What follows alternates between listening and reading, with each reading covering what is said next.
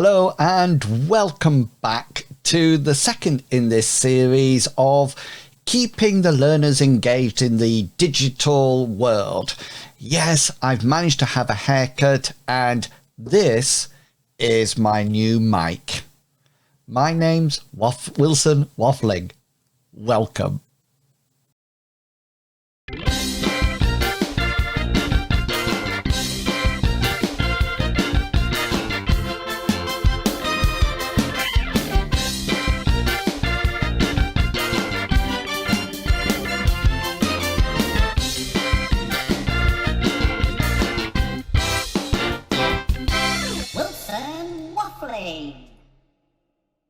So in the last video of posting this series, I looked at using emojis within an online session to promote engagement. And if you read that, you will know that I mentioned that the next subject in this series would be questioning, and that's what it's going to be.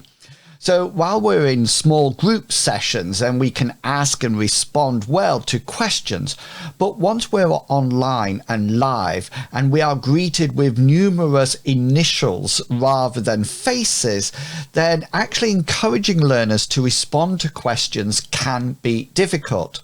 So what follows are some techniques which I am using which have been successful. Now, you might be sat there thinking, wait, Wilson Waffling, we know how to ask questions. We ask questions and they can put their hand up in the chat. So at this point, you might be saying to yourself, hang on, there is a hands up function on most platforms. Yes, this is the case, but I wanted to share with you some techniques which I use to actually engage almost all the learners at once.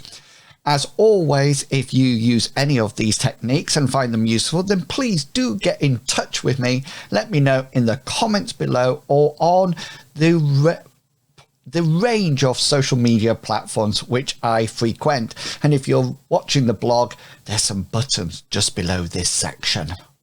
Okay, here's my first tip or technique. Okay, it's called Remember the Delay. Yes, so whenever you're teaching online, you need to remember that there will be some sort of a delay between you asking the question and the learners typing in their response.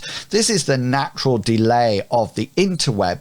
Plus, learners have to think of what they're going to say and then type it. A lot of them will then edit it before they press return. But since we are aware of this, then we can plan for it while asking questions. So I always ask the question and then continue to talk while the learners type in their answers. Now, this is a opportunity for you to tell a story or share even some more information about the question or go over it, or maybe some options for them to engage with. The important thing is that it's not important information because the learners are busy typing. And so you don't want to suddenly give the assignment date while they're all typing. You can even request that the learners do not press the send button until you tell them to. In that way, all the answers come up at once rather than everyone worrying about who's going to be first to respond and holding it back. And so you could say 3, 2, 1, post, press post, and then go back and have a look at the answers. So what sorts of questions can you ask?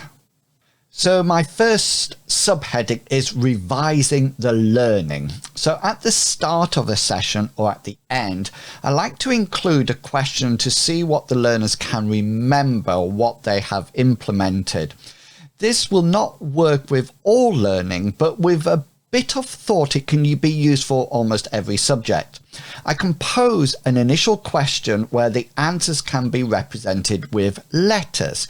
So let me give you an example and then that might help. So for example, what are the 5 areas of mastery within mathematics? Now the answer is, or are fluency, representation and structure, mathematical thinking, variation and coherence. So with this question, I would expect the answer to be represented with initials. So for example, F, R stroke S, M, T, V, and C, and so on. So you would ask the question and give the learners the opportunity to type single letters, and then you are looking for initials in the chat. Now, if you want them to order or comment about one of these, for example, in their opinion, which one is the most important, then their answers, with the initials, of course, can be shown on the screen or slide for the learners to use. So you might give them a whole load of options and say, rank these, and they can use the initials to put them in order. Using this method, learners are not singled out if they're incorrect, but you'll be able to see that the majority are along the correct lines. Also, it gives you the opportunity to go to people and ask them individually, or tables or whatever, why did you think that, etc., etc. So next up, before and after. So these questions come in two parts.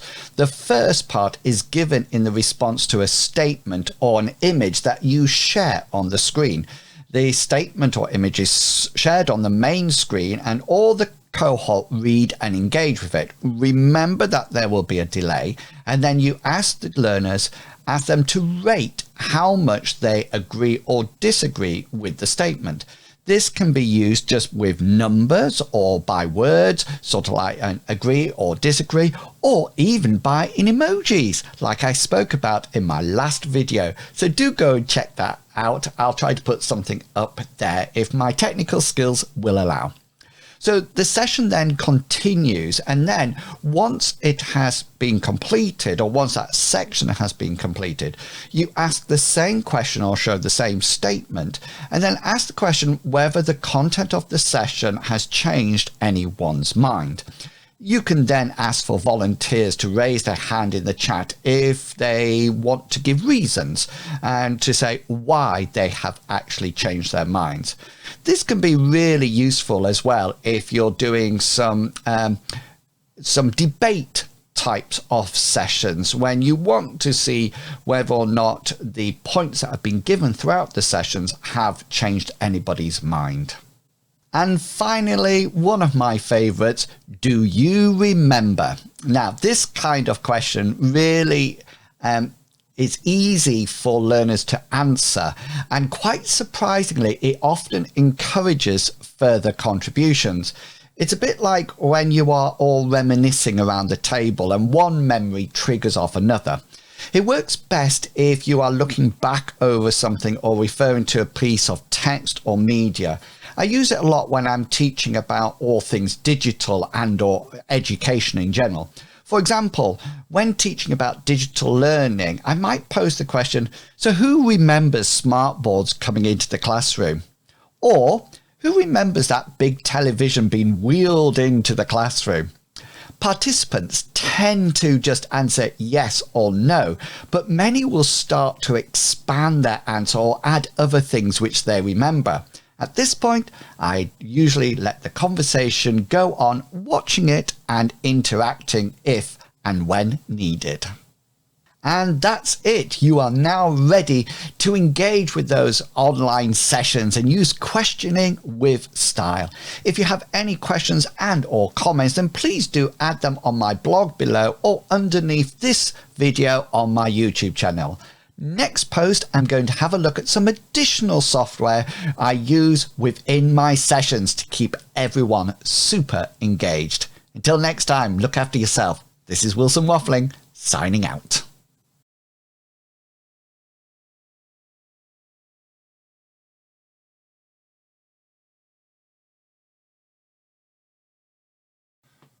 Just forget that opening every single time. I really do not know. Do I? I think I change that outro all the time.